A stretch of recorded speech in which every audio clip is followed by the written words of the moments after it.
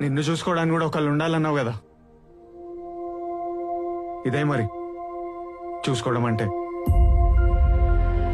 ప్రేమించడం, అపార్థం చేసుకోవడం, క్షమించడం, దగ్గర తీసుకోవడం.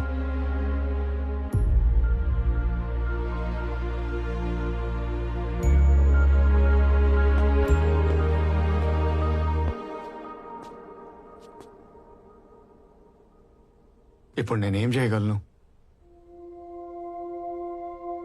నిన్ను పెళ్లి చేసుకొని జీవితాంతం జాగ్రత్తగా చూసుకోవడం కంటే ఇప్పుడు ఎవరి మీద నీ కోపం? నా మీదే కదా.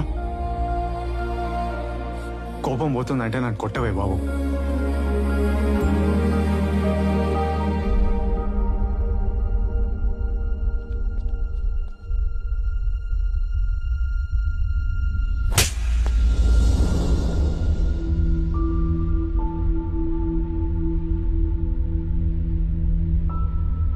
అంతే.